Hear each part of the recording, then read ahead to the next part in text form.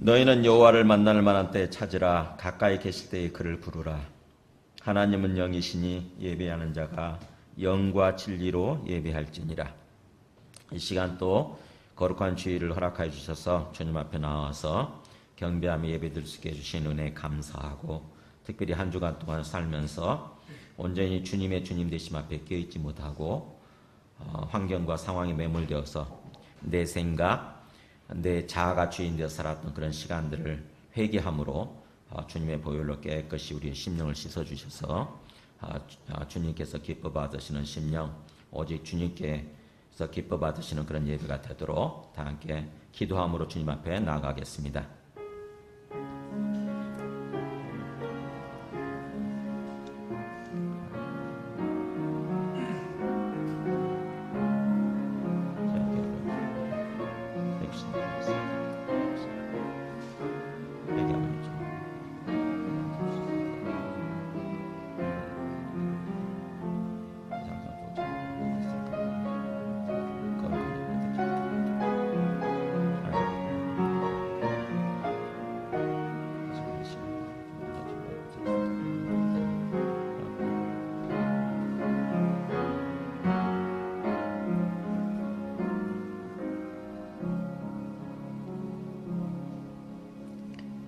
만일 우리가 우리 죄를 자백하면 그는 미쁘시고 의로우사 우리 죄를 사하시며 우리를 모든 불의에서 깨끗하게 하실 것이요. 아멘. 주를 찬양하나이다.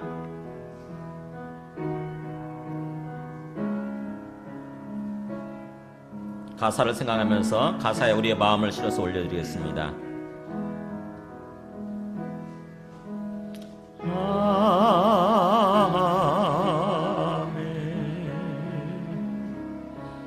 주를 찬양하나이다. 아멘. 아멘.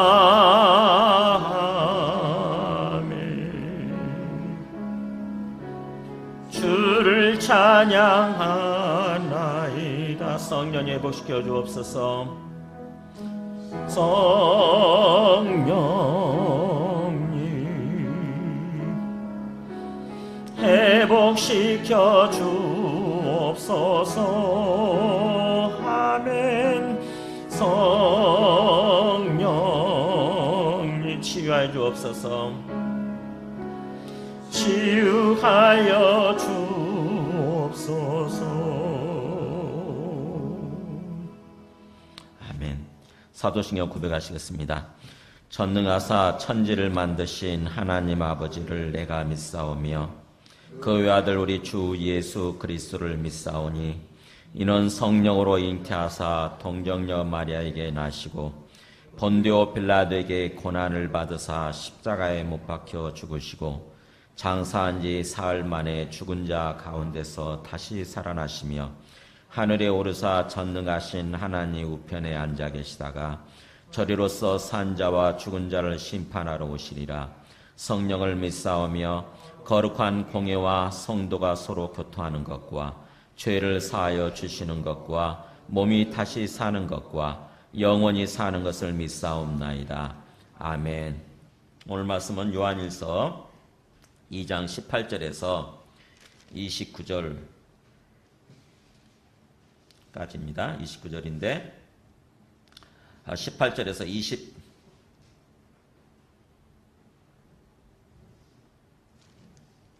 18절에서 23절까지 있고 그 다음에 25절부터 27절까지 있도록 하겠습니다.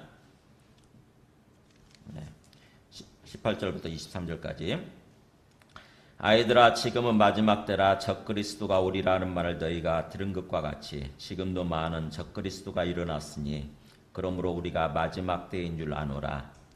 그들이 우리에게서 나갔으나 우리에게 속하지 아니하였나니 만일 우리에게 속하였더라면 우리와 함께 거하였으려니와 그들이 나간 것은 다 우리에게 속하지 아니함을 나타내려 함이니라. 너희는 거룩하신 자에게서 기름 부음을 받고 모든 것을 아느니라.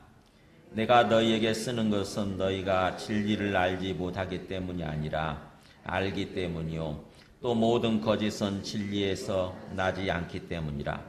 거짓말하는 자가 누구냐? 예수께서 그리스도이심을 부인하는 자가 아니냐?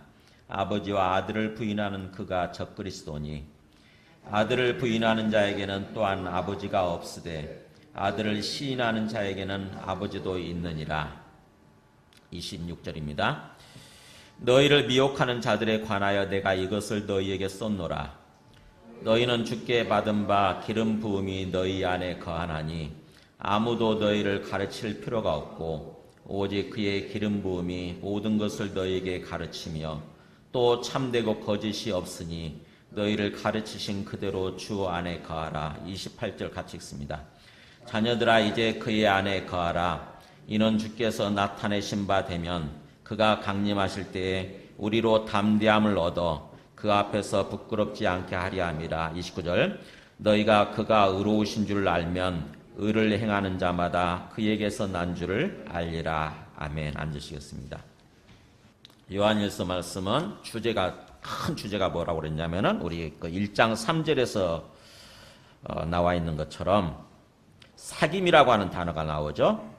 우리가 보고 들은 바를 너희에게도 전함은 너희로 우리와 사귐이 있게 하리 함이니 그러면서 우리의 사귐은 아버지와 그의 아들 예수 그리스도와 더불어 누림이라. 그러니까는 명확하게 나와 있죠. 우리가 보고 들은 바를 너희에게 전함은, 그러니까는 이 요한일서 말씀을 지금 기록하고 있는 이유예요. 이유는 우리와 사귐이 있게 하리 합니다.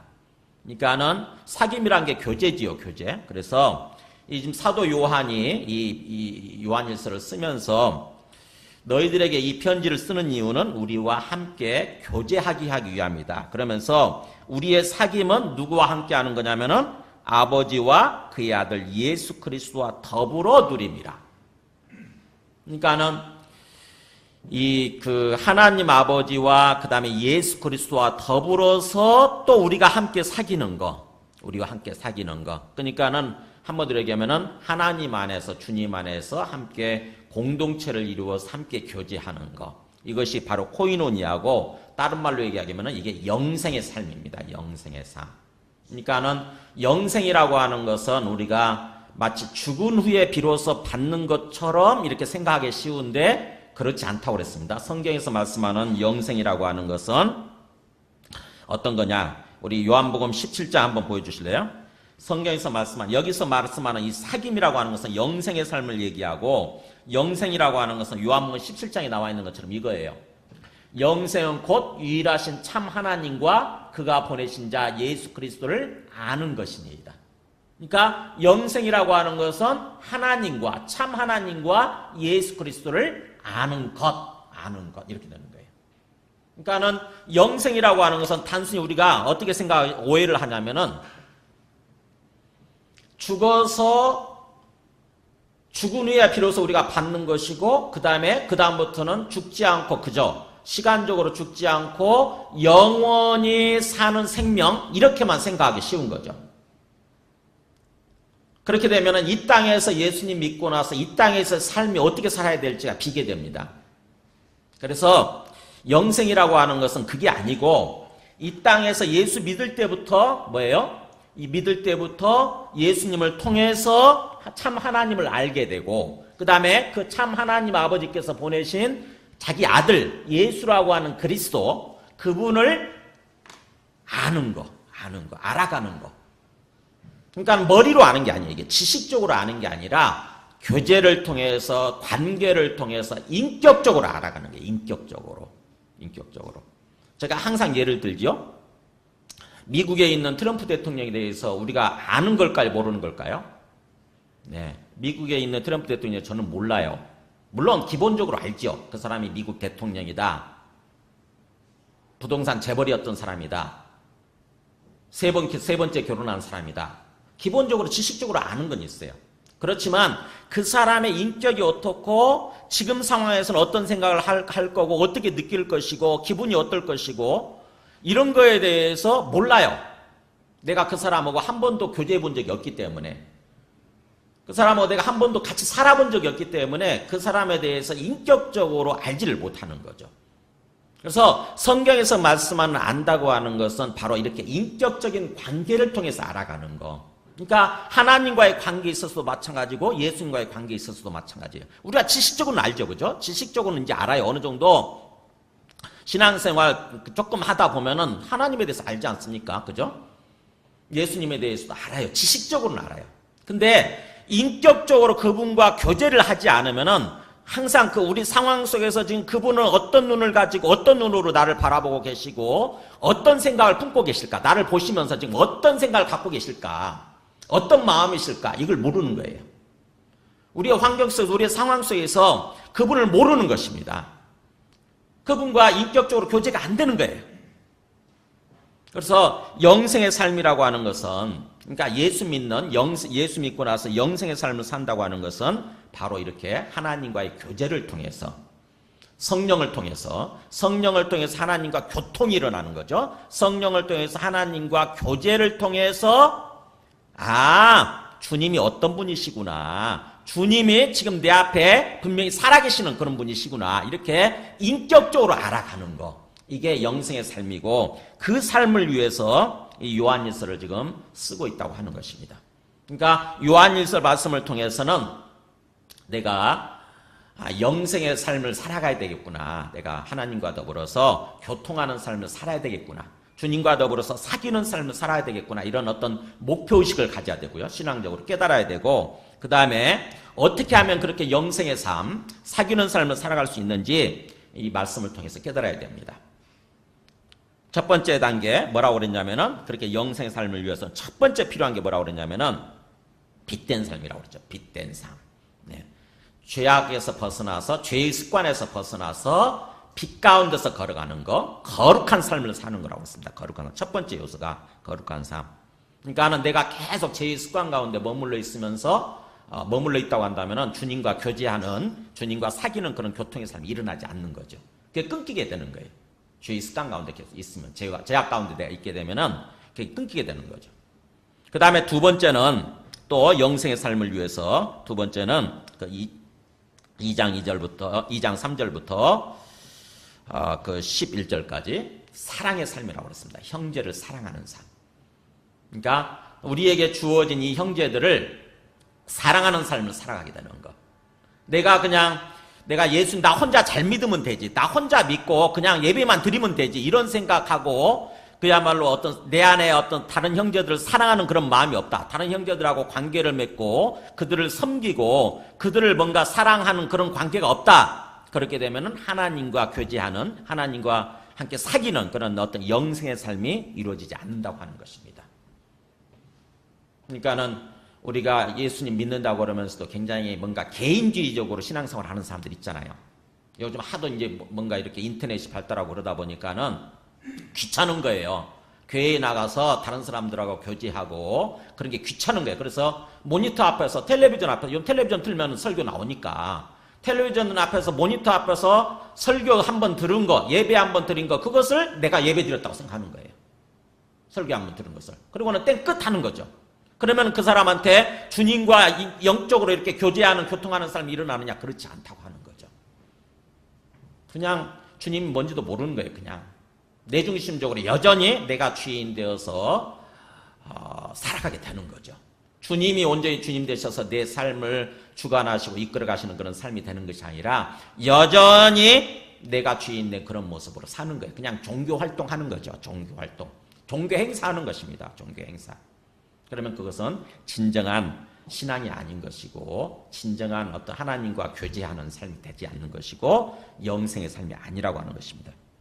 그리고 또 세 번째 영생의 삶을 위해서 지난 시간에 그 2장 12절부터 17절까지 왜냐하면 이 세상을 사랑하지 않는 것입니다. 이 세상을. 그러니까는 우리는 예수님 믿는다고 하는 것은 하나님 나라를 살아가는 거죠. 하나님 나라.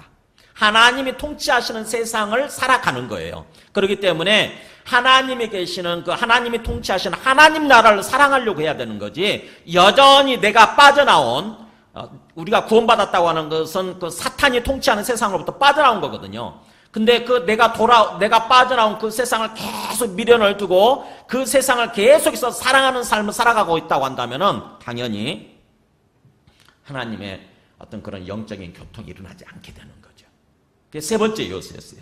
그 다음에 오늘 마지막 요소가 바로 뭐냐면은 마지막 요소가 바로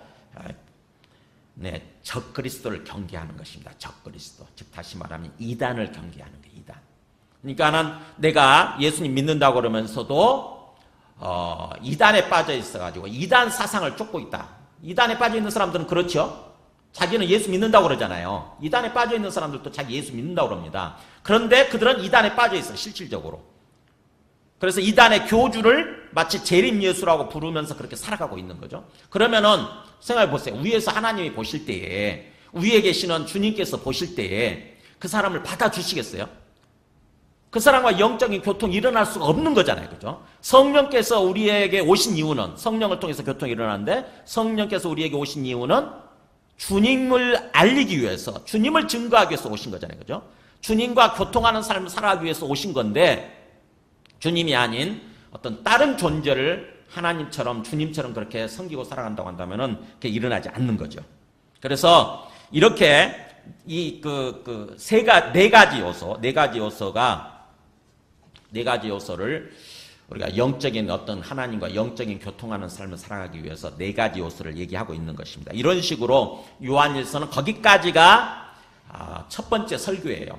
1학장이라고 그랬죠. 1학장. 요한일서는 3학장으로 구성되어 있는 하나의 어떤 그 작품이에요.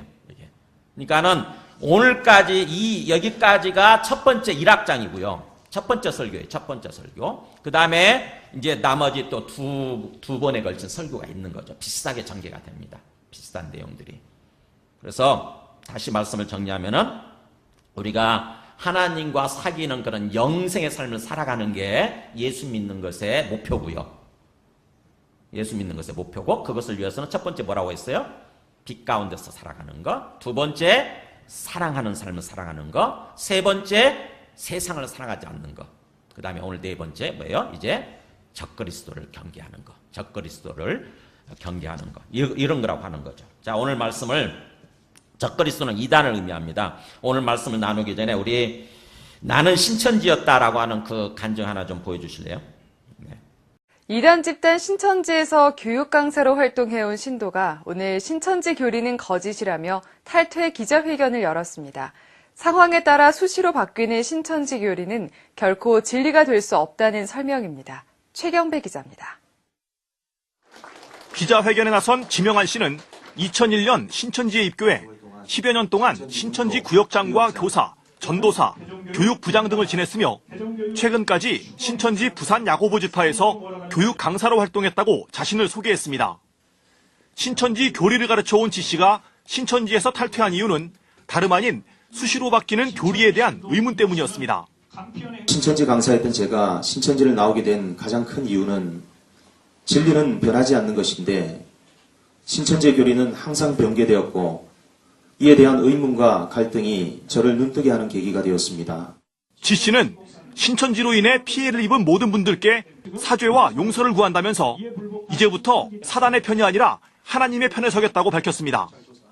아울러 신천지에 빠지는 거의 모든 사람들이 기성교회 신자들이라면서 한국 교회가 복음적, 윤리적으로 건강함을 잃어버린 측면을 간과할 수 없다고 조심스럽게 조언했습니다.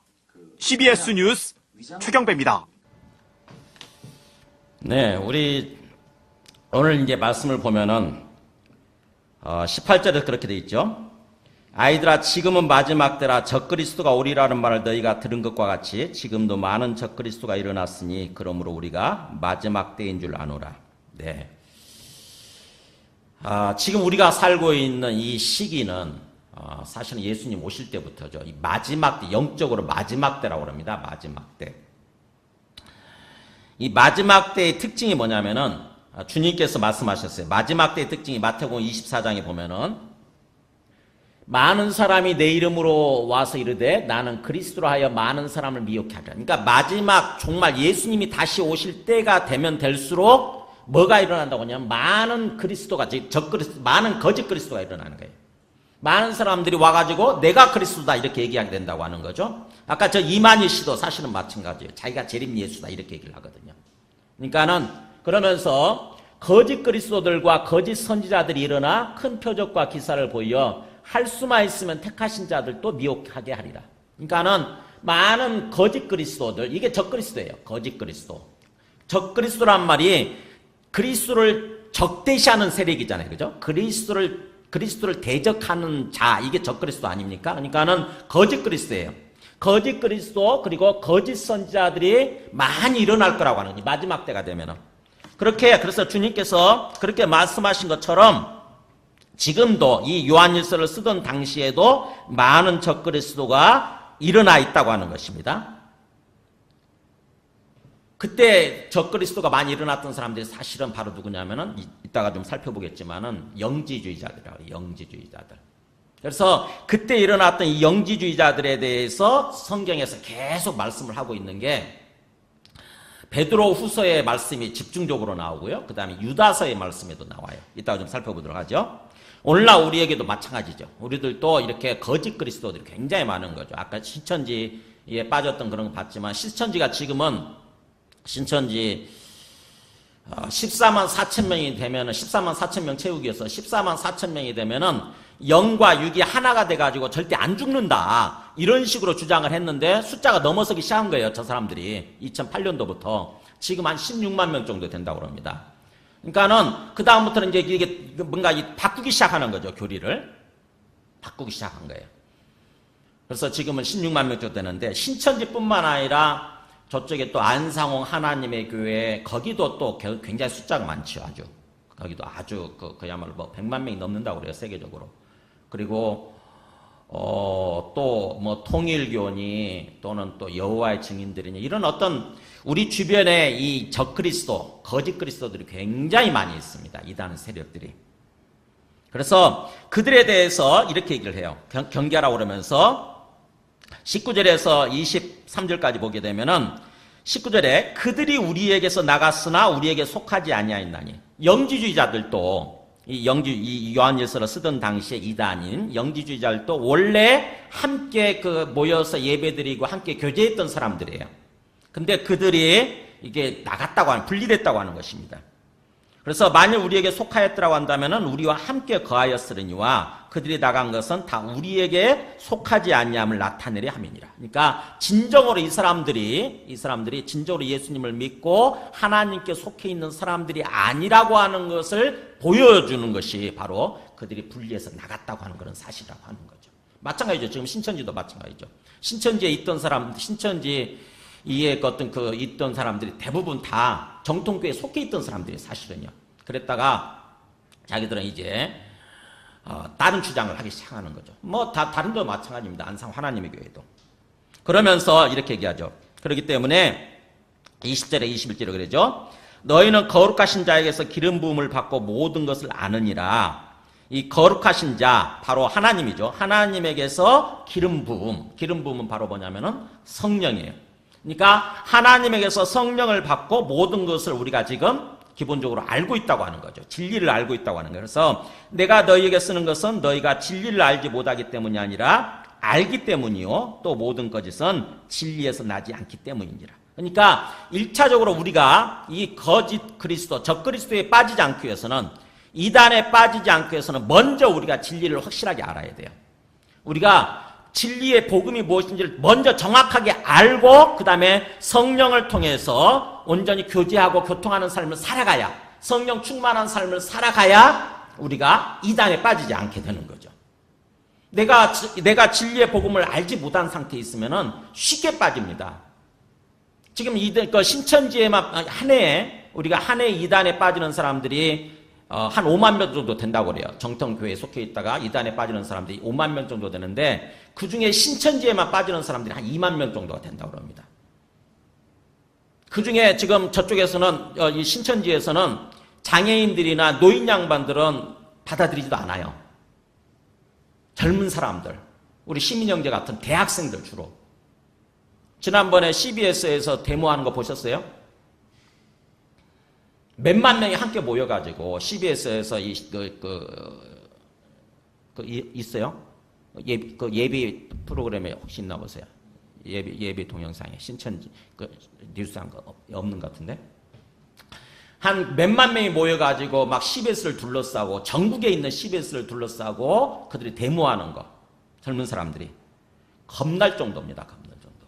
그러니까는 뭔가 우리가 그런 어떤 이단에 빠지지 않기 위해서는 먼저 우리가 정확하게 복음을 알고 있어야 되고 또 동시에 이단의 특징이 무엇인지 정확하게 알고 있어야 된다고 하는 거죠. 그러니까 진리가 무엇인지를 먼저 정확하게 우리가 알아야 되고 그 다음에 우리 진리와 비교해서 그 신천지가 주장하는 것 또는 안상홍 하나님의 교회가 주장하는 것 통일교가 주장하는 이런 것들에 대해서 우리가 알고 있어야 돼요.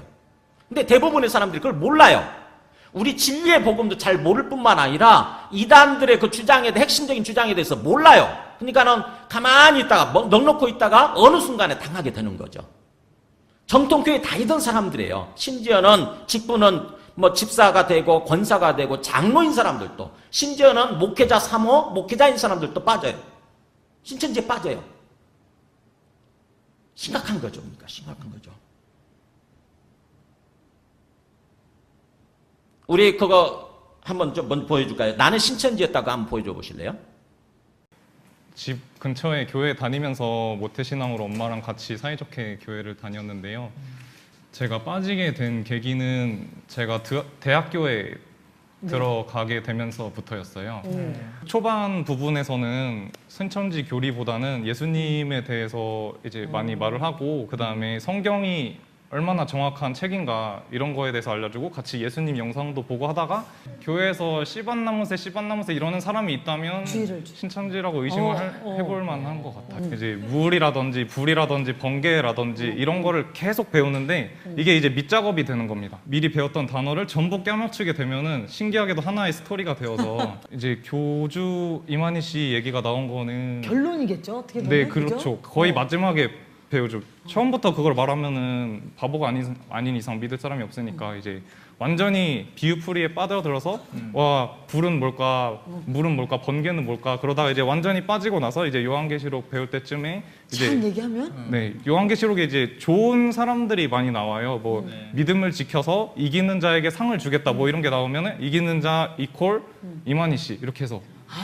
근데 그게 딱 받아들여졌어요. 그러니까 저 친구도 훌륭한 대학생이고 교회를 다니고 있었잖아요, 그죠? 근데 워낙 저쪽에서 치밀하게 이렇게 들어오기 때문에 그게 빠지는 거죠. 그야말로 저렇게 3명 정도가 딱 이렇게 관리하기 위해서 들어온다고 그러잖아요. 되게 저 공식이라고 그래요. 저게 신천지에 저런 식으로 해가지고 우연히 참여하는 것처럼. 근데 그 사람들은 신천지 골수분자들인 거죠, 전부 다.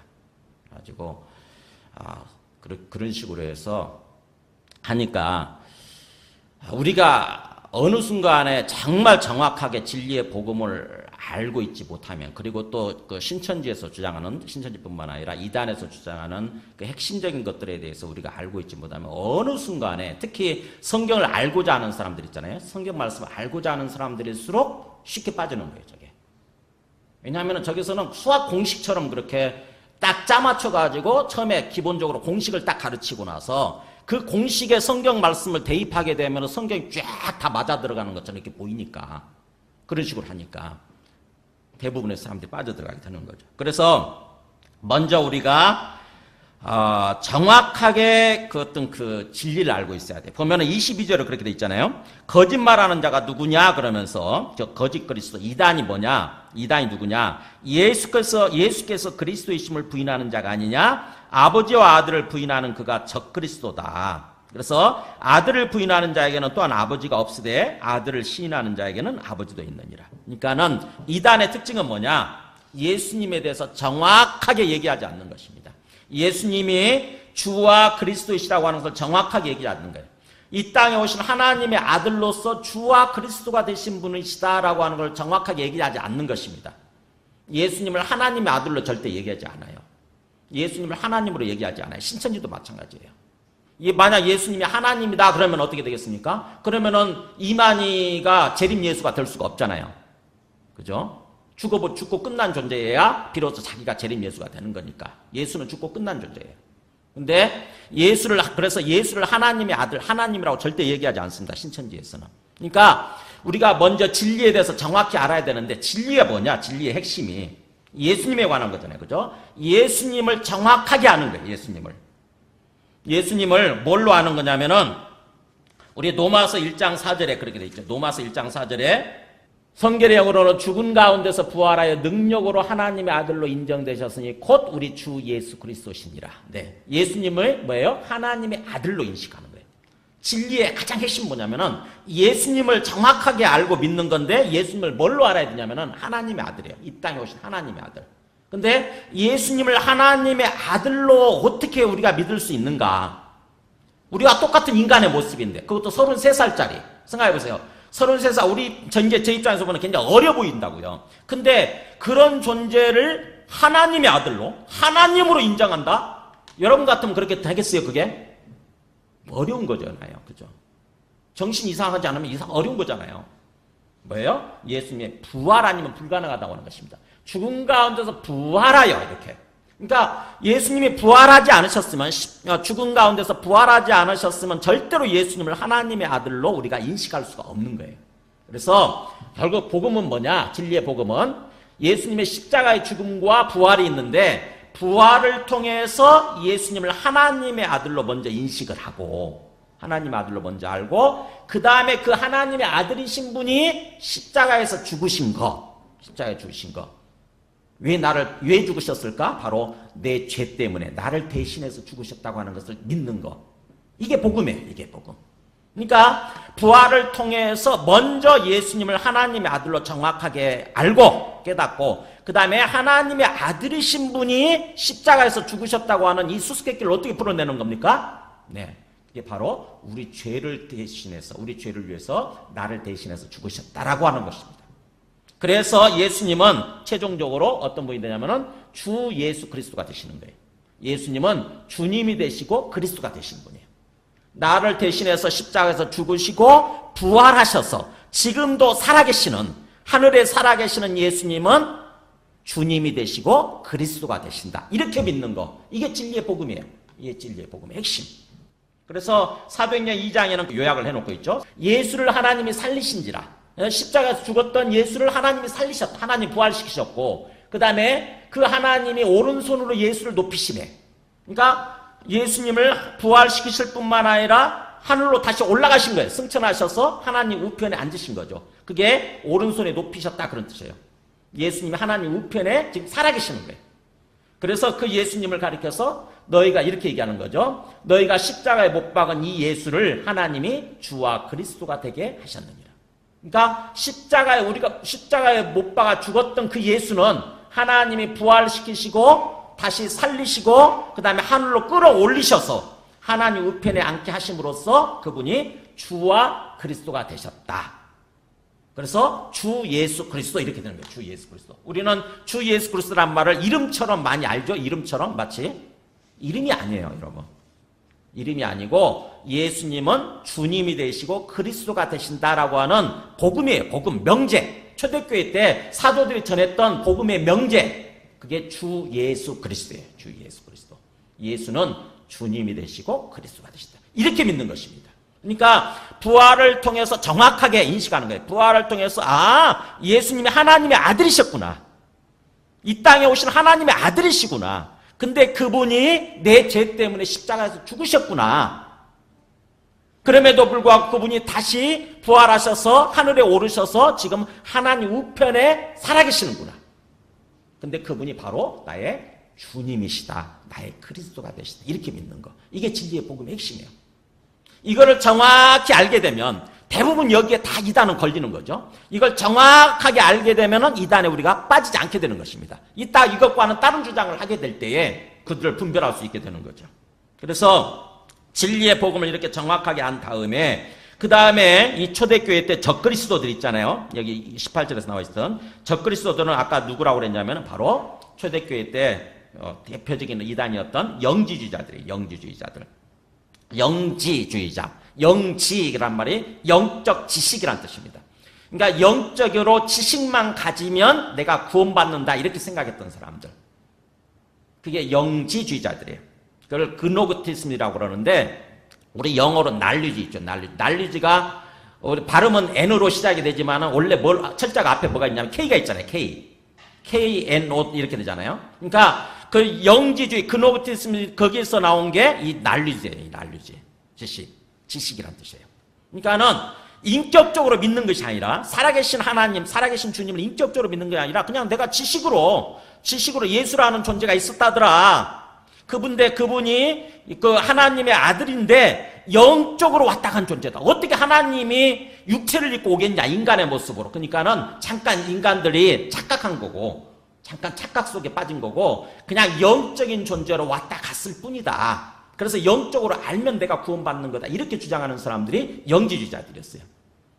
그래서 영적인 게 중요한 거지, 우리 육체적으로 살아가는 삶은 아무렇게나 살아도 된다. 이렇게 주장했던 사람들이에요. 그러다 보니까 베드로후서에서 보면은 이 사람들이 어떤 식으로 사냐면은, 베드로 뒤로 한 장만 넘기면 2장 1절 한번 보세요. 물론 여기 앞에도 나와 있습니다.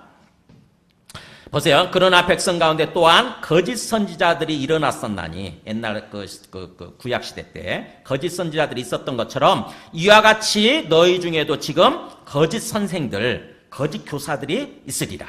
그러면서 그들은 멸망하게 할 이단을 가만히 끌어들여, 살짝 몰래 끌어들여서 이단 사상들을 끌어들이는 거죠. 이단의 영들, 이단의 사상들을 끌어들이는 거예요. 이단의 말씀들을. 그래서 결론적으로 자기들을 사신 주를 부인하고, 주님께서 자기 피값으로 우리를 사셨는데, 우리를 구원해 주셨는데, 자기 생명을 들여서 우리를 구원해 주셨는데, 그 주님을 어느 순간부터 이제 부인하기 시작하는 것입니다.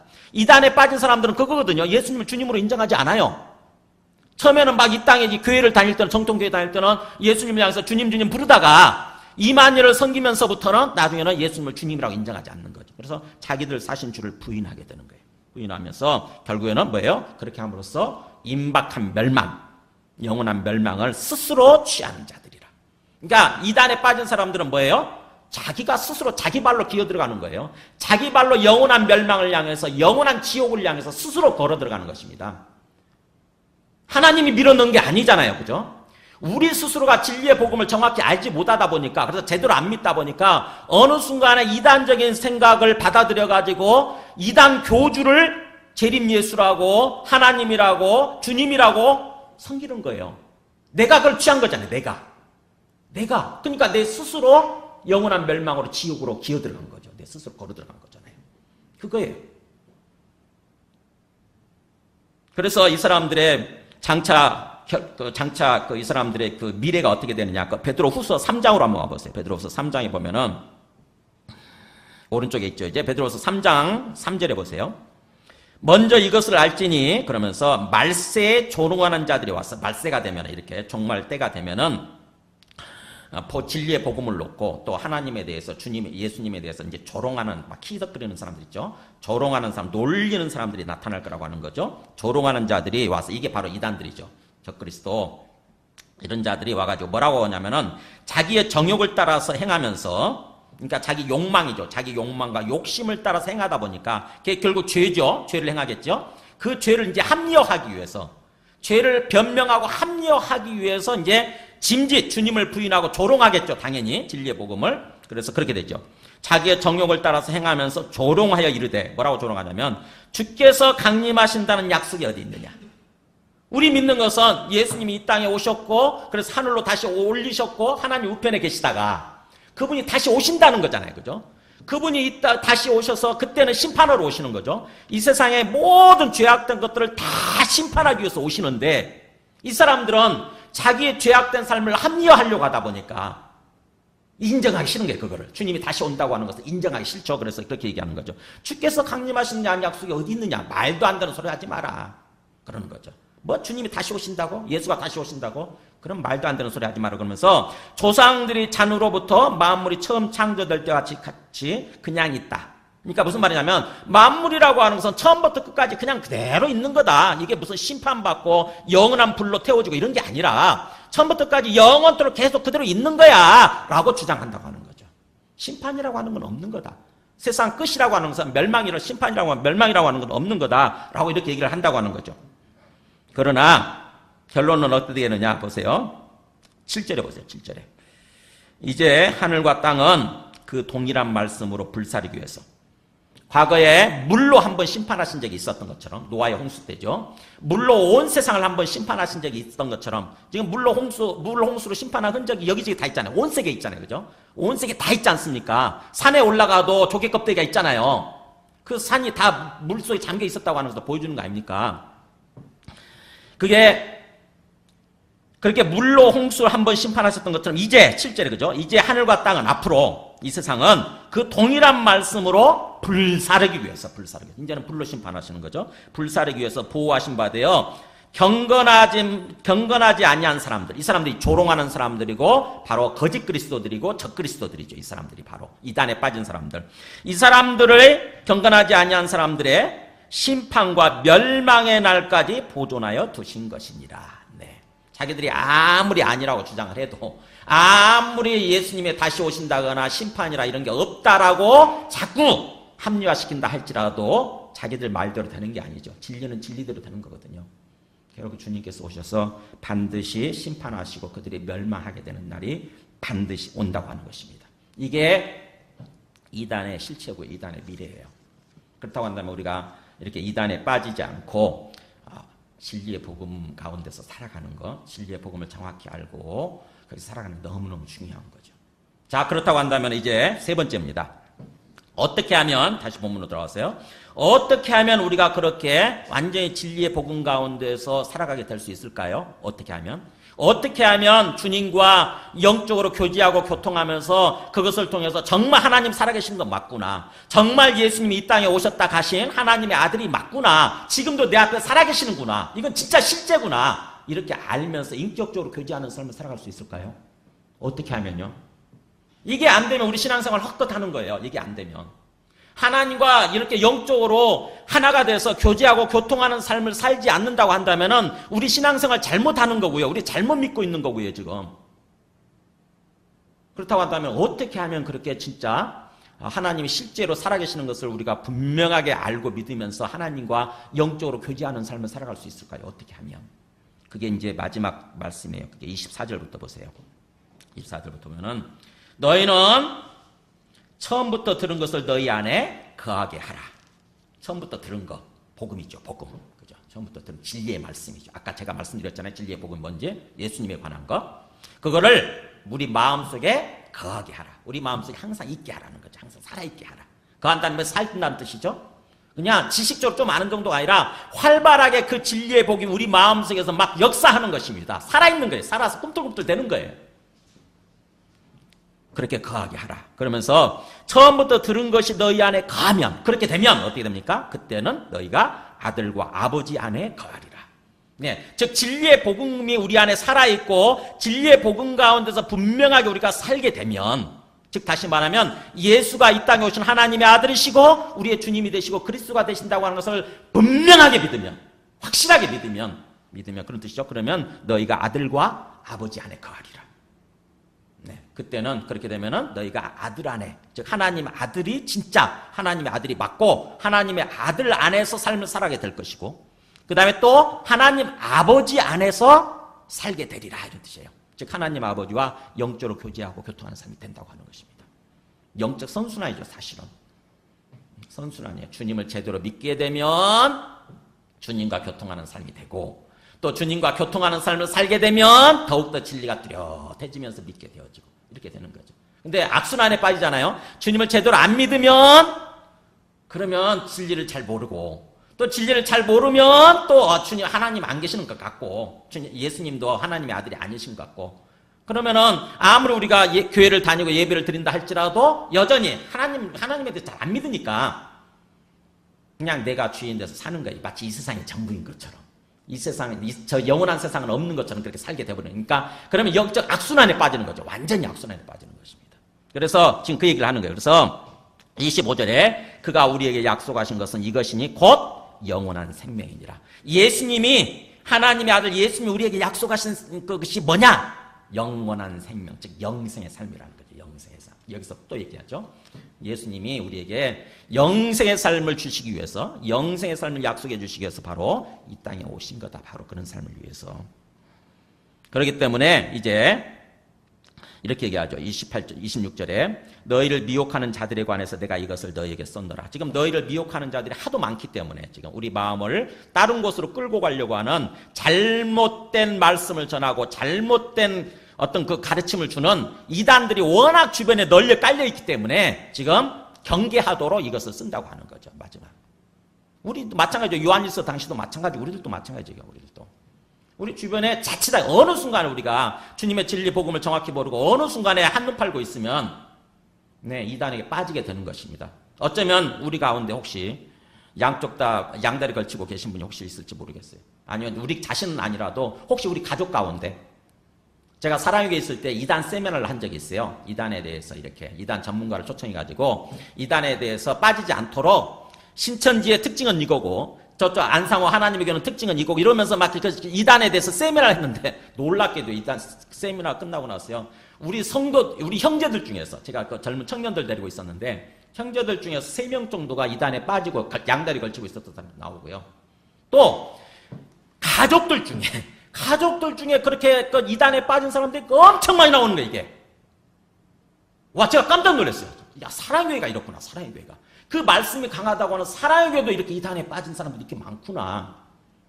나중에 이제 그 신천지에 빠져있다 나온 사람이 명단을 갖고 나왔거든요. 신천지에서 있다가 나온 사람이. 그래가지고 그 명단, 각 교회 명단들이 다 밝혀졌는데, 사랑교회에 속해 있는 사람들도 있고, 제일 많은 사람들이 온누리교회 사람들이 되게 많았고. 그러니까 말씀이 약한 교회는 되게 그게 많았어요. 저쪽 장경동 목사님 교회는 아예 청년부 전체가 이단으로 신천지로 넘어갔죠. 청년부 전체가. 저쪽에 주한장로교회, 인천에 있는 주한장로교회는 아마 여자분 중에 전도 팀장이었나? 아니면 어쨌든 그런 분이 그 신천지 간부이셔가지고 엄청나게 많은 사람들 데리고 나간 거예요. 이렇게 그야말로 우리를 미혹하는 이 거짓 그리스도 이단들이 워낙 많이 우리 주변에 깔려 있기 때문에 우리가 정말 깨어있지 않으면은 어느 순간에 우리도 참 위험한 거죠. 그렇기 때문에 너희를 미혹하는 자들에 관해서 내가 이걸 쓰고 있는 거다 그러면서 거기에 빠지지 않기 위해서 27절의 마지막 말씀 그렇게 됩니다. 너희는 주께 받은 바 기름 부음이 너희 안에 거하나니 아무도 너희를 가르칠 필요가 없고 오직 그의 기름 부음이 모든 것을 너희에게 가르치며. 왜요? 기름 부음이 아까 성령이라고 했잖아요. 성령이 지금 우리 안에 거하시니까 성령이 모든 것을 가르치게 하라는 것입니다. 성령이. 그러니까 철저하게 성령에 의지하는 삶, 철저하게 성령 충만함으로 삶을 살아가려고 하라고 하는 거죠. 우리가 성령을 받았다고 한다면은 항상 성령 충만함으로 살려고 하라고 하는 것입니다.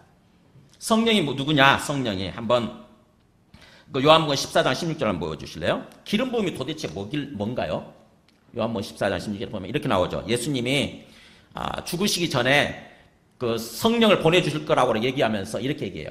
내가 아버지께 구하겠으니 그가 또 다른 보혜사를 너희에게 주사 영원토록 너희와 함께 있게 하시리니. 내가 떠나가게 되면은 또 다른 보혜사, 내 대신에 또 다른 보혜사를 너희에게 보내주게 하실 거다. 내가 그렇게 보내주시도록 요청을 할 거다. 하나님 아버지께. 그래서 그 또 다른 보혜사가 오시게 되면 영원토록 너희와 함께 있게 될 거다. 이렇게 얘기하시면서 그는 너희와 함께 거하시며 또 너희 속에 계시겠습니다. 네. 우리에게 오시는 또 다른 보혜사, 성령을 말하는 거예요. 성령은 오시게 되면은 우리 속에 우리와 함께 거할 거라고 하는 거죠, 영원히. 그러면 그 성령은 어떤 일을 하시느냐? 그 다음 말씀 보여줘보세요. 요한 14장 26절. 여기 나오죠. 성령이 어떤 일을 하시느냐? 보혜사, 곧 아버지께서 내 이름으로 보내실 성령, 그가 너희에게 모든 것을 가르치시고 내가 너희에게 말한 모든 것을 생각나게 하시리라. 자, 성령이 우리 안에 주어지게 되면은 성령이 하신 주된 역할이 뭐였냐면은 하나님의 말씀을 직접 가르쳐 주시는 거예요. 하나님의 말씀을 직접 깨닫게 하시는 거예요. 그리고 예수님께서 하신 말씀도 생각나게 해주시는 거예요. 그게 우리 안에 오신 성령의 역할이에요, 여러분. 그렇다고 한다면은 우리 안에 계신 성령을 그냥 선반에 무슨 물건 놔두듯이 그렇게 고이 모셔놓고 그냥 있는 것이 아니라 뭐예요? 성령께서 활발하게 우리 안에서 활동하시도록, 역사하시도록 성령께 기회를 드리는 거예요. 중요한 것은 내가 성령 충만하게 되는 거예요. 성령과 교통하는 삶을 사는 거예요. 예수 믿는다고 그러면서도 성령을 받지 않았거나 성령 받았으면서도 성령과 교통할 줄 모르게 되면, 성령과 교통하는 삶을 살아가지 못하게 되면 단순히 그냥 종교활동만 하는 거죠. 왔다 갔다 종교활동만 하게 되면은 성령께서 우리를 가르칠 수가 없는 거죠. 성령께서 말씀을 우리에게 깨닫게 해줄 수가 없는 거예요. 그렇게 되면 어떻게 되죠? 그렇게 되면 이제 영적인 악순환에 빠지는 거예요. 이단처럼 똑같이 내가 주인 되는 삶을 살다가 결국에는 또 잘못되게 되는, 그렇게 되는 거죠.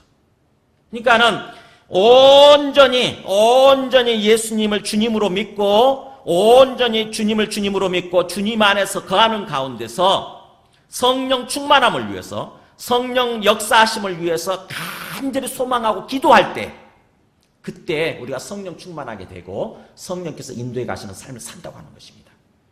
그래서 그렇게 돼 있죠.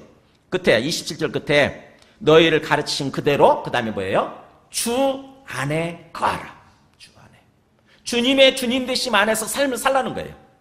주님의 주님 되심 안에서 삶을 살아. 입으로만 주여 주여 하지 말고, 입으로만 주여 주여 하면서 실제로는 내 욕심이 주인되고, 내 고집이 주인되고, 내 생각이 주인되고, 내 교만함이 주인되고, 이는 그렇게 되면은 주 안에 가는 삶이 아닌 거죠. 그렇게 되면은 성령께서 역사하시지를 못하는 거예요. 성령 충만함이 되지 않는 거예요. 그냥 단순히 종교 활동에 불과하게 되는 거죠.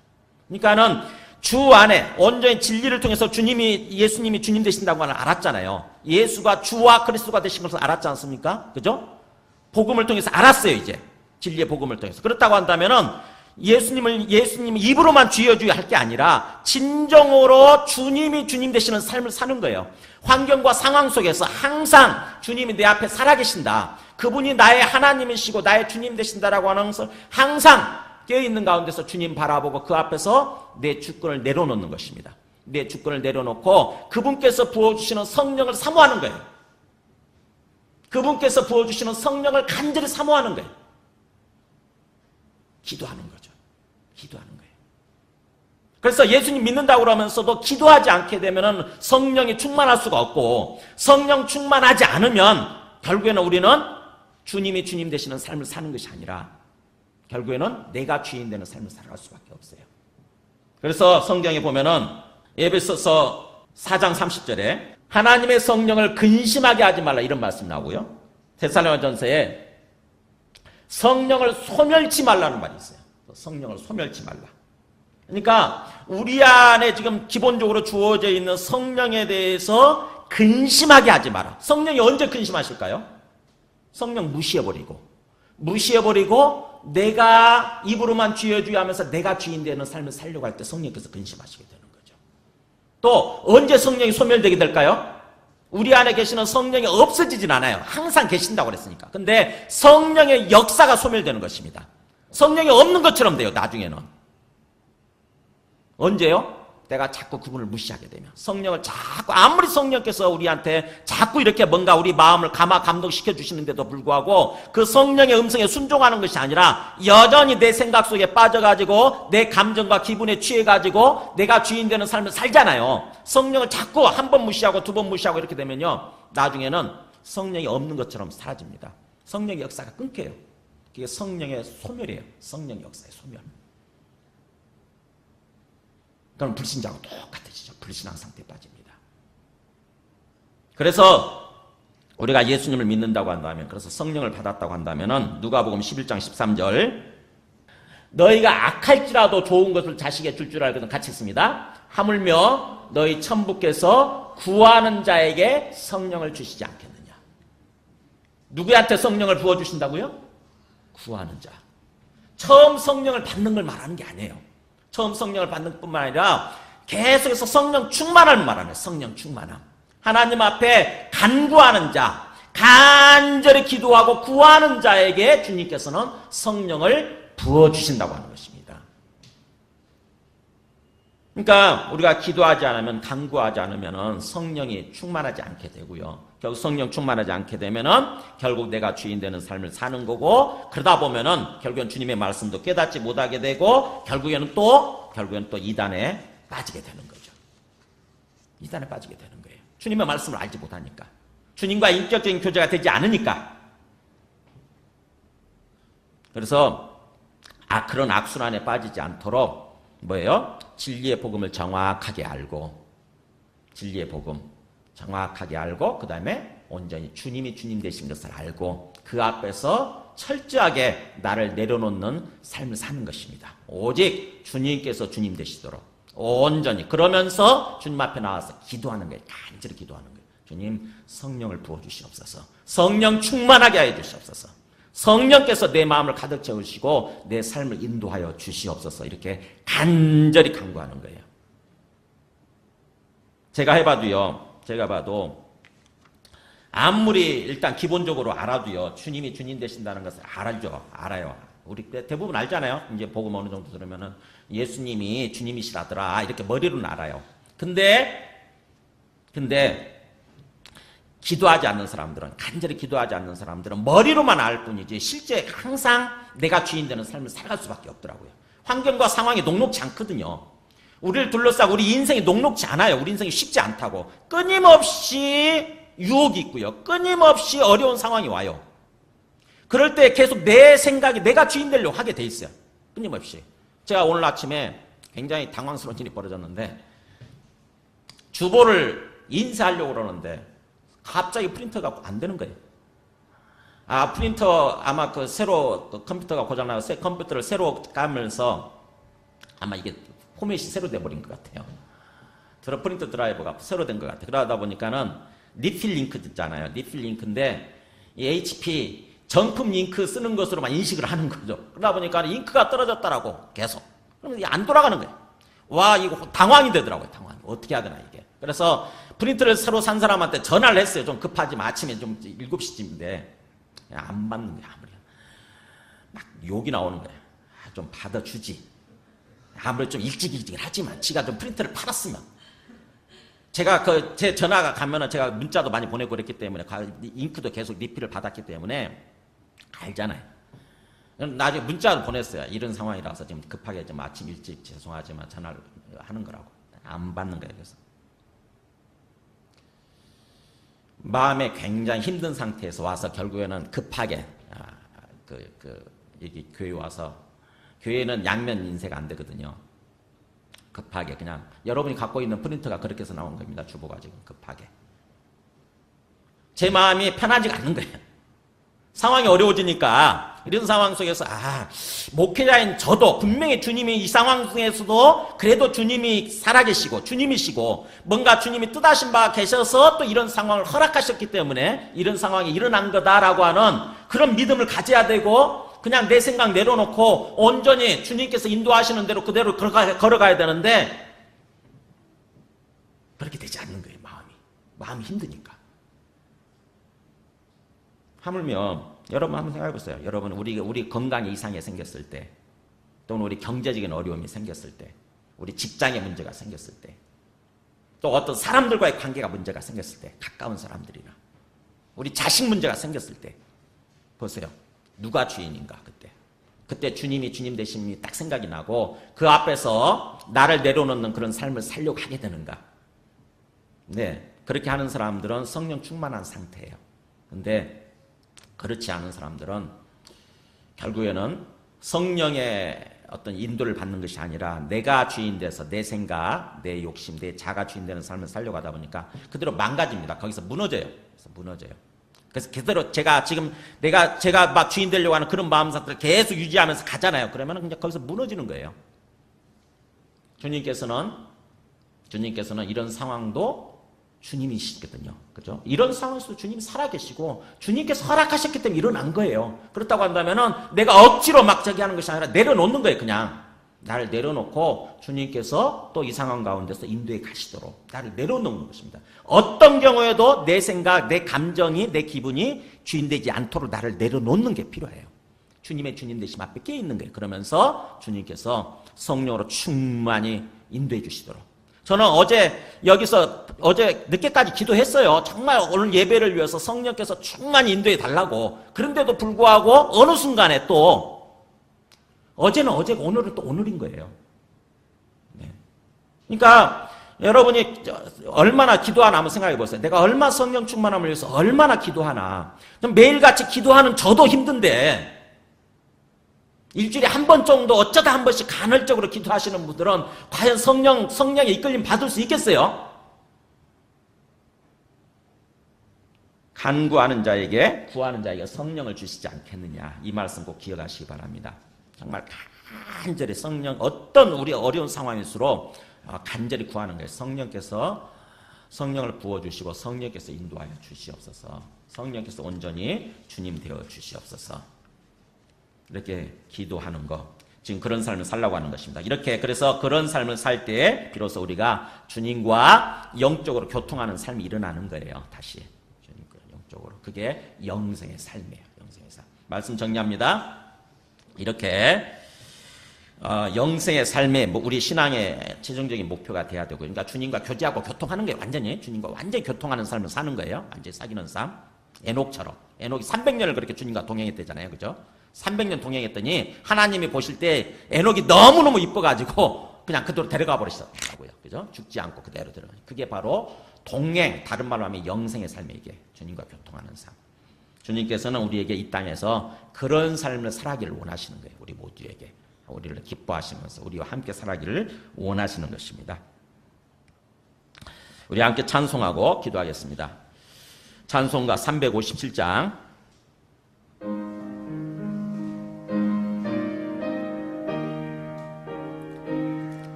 1절 하고 잠깐 기도하겠습니다. 주 믿는 사람이 일어나 다 힘을 합하여 이 세상 모든 마귀를 다 쳐서 멸하세. 저 앞에 오는 적군을 다 싸워 이겨라. 주 예수 믿는 힘으로 온 세상 이기네. 믿음이 이기네. 믿음이 이기네. 주 예수를 믿음이 온 세상 이기네. 오늘 주신 말씀을 생각하면서 기도하시겠습니다. 우리가 주님과 함께 예수님을 통해서 우리가 주님과 또 하나님 아버지와 함께 사귀면서 교제하면서 영생의 삶을 살아가는 것이 우리 신앙의 목표인데, 그러기 위해서는 빛 가운데 살아야 되고 또 형제를 사랑하는 삶을 살아야 되고 또 세상을 사랑하지 않아야 되고, 오늘 마지막으로 이단에 빠지지 않도록, 이단적인 생각을 갖지 않도록, 적그리스도를 빠지지 않도록 그것을 경계하는 삶을 살아야 된다고 그랬습니다. 그래서 그러자면 온전히 주님의 주님 되심 안에 깨어있고 또 성령의 충만함을 위해서 간구하는 그런 삶을 살아야 된다고 그랬는데, 오늘 말씀을 통해서 우리가 진정으로 항상 주님 앞에 기도하고 성령 충만함을 위해서 기도하고, 그래서 주님께서 온전히 주님 되셔서 우리 삶을 인도해 가시도록 그것을 위해서 기도하는 삶을 살아가도록 또 역사하여 주시옵소서. 함께 기도하시겠습니다.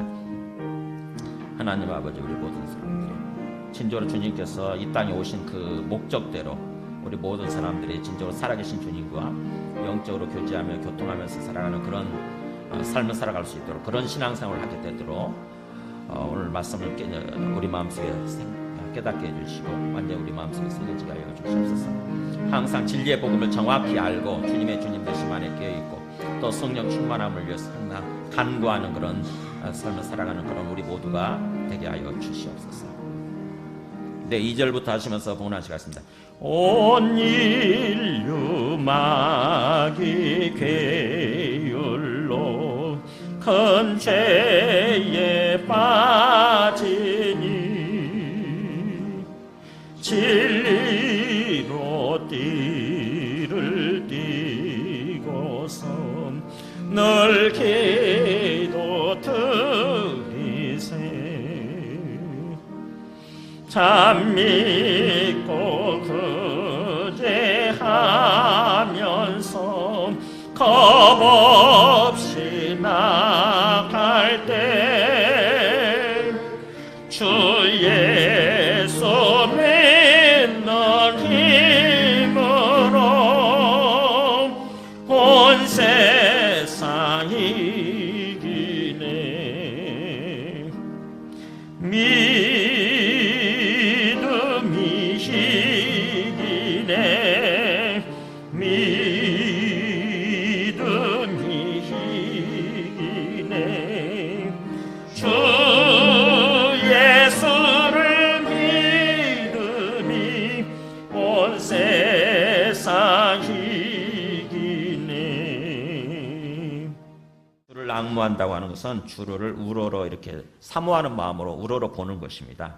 우리 앞에 계시는 주님을 간절히 사모하는 마음으로 주를 바라보는 거죠. 그래서 주님께 간구하는 거죠. 성령을 충만히 부어달라고. 그게 주를 앙무하는 것입니다.